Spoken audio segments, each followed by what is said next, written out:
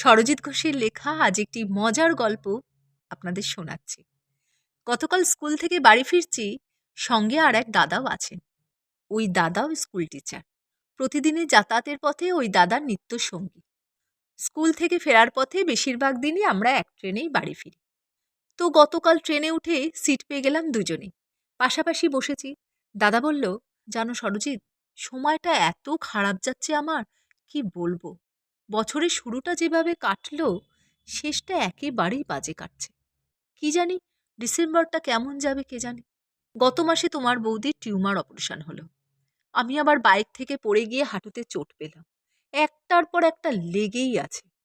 শুনে বললাম, ও নিয়ে চিন্তা করো না, সব ঠিক হয়ে যাবে। জীবন এমনই।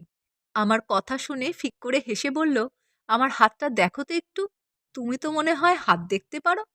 এমন কথা শুনে আমিও হাসছি। হাসতে হাসতেই বললাম, তা পারি। এই ট্রেনে বসে হাত দেখা ঠিক হবে না, তুমি বরং আমার চেম্বারে এসো। বাবা, তুমি চেম্বারও খুলে ফেলেছ? অত চেম্বার টেম্বারে যেতে পারবো না, বলো আমার হাতে কি আছে। মজার সুরে কথাগুলো বলেই আমার দিকে হাতটা বাড়ালো। আমি বললাম, তোমার হাত কিন্তু খুব ভালো। তোমার হাতে যা আছে সেটা কিন্তু অন্য কারোর হাতে নেই। সব কথা তো এখন বলা যাবে না, তোমাকে ফোনে বলবো সব।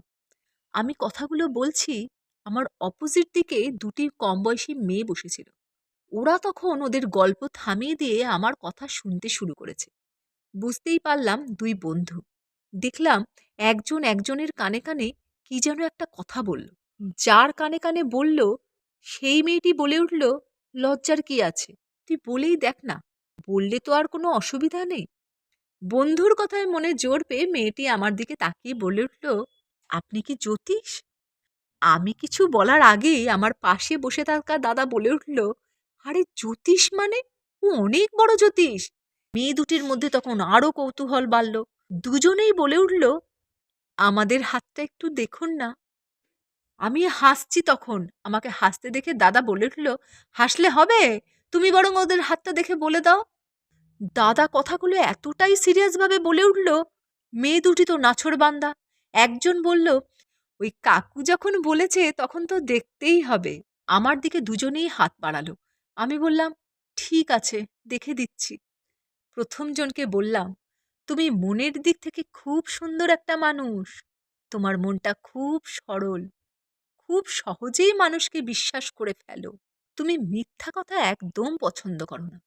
এইটুকু কথা শুনেই মেয়েটি বলে উঠল, একদম ঠিক বলেছেন, সব মিলে যাচ্ছে। আর অন্য একজন যে ছিল, সে মেয়েটি বলল, প্লিজ আমার হাতটা এবার দেখুন।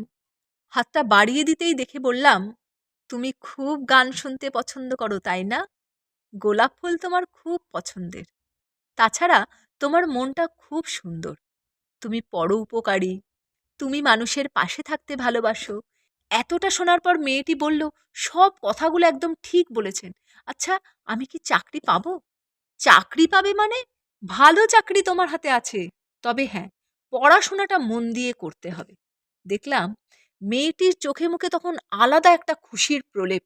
পাশে থাকা অপর বন্ধুটি বলে উঠল, আমার হাতে কি চাকরি নেই? তোমার হাতেও সেম।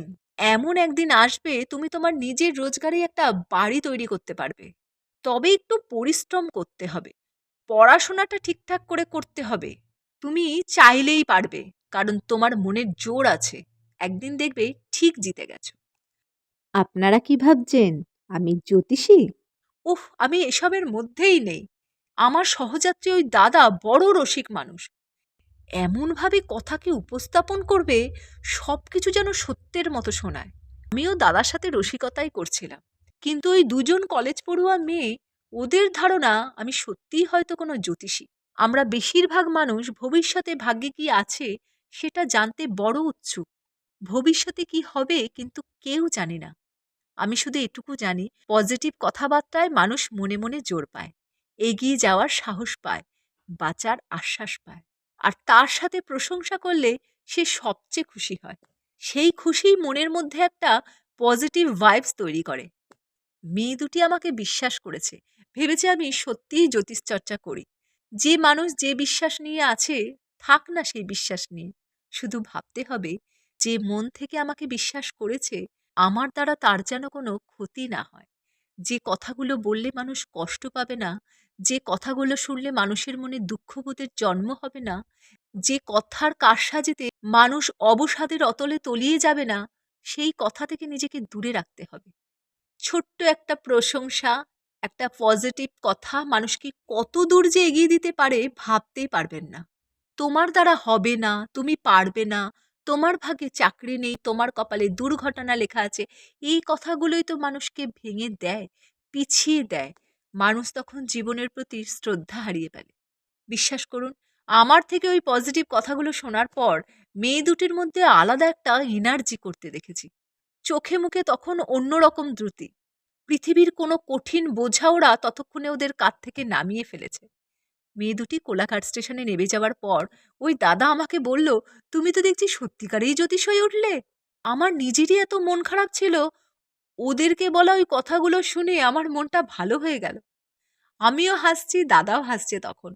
চন্দন দিয়ে কাউকে সাজালে চন্দনের পরশে মানুষটি যেমন সেজে ওঠে, তেমনি নিজের হাতেও লেগে থাকে চন্দনের সুবাস। এই সুবাসটুকু পেতেই তো পথ চলা, তাই না? কলমে সরজিৎ ঘোষ, কণ্ঠে তমাল।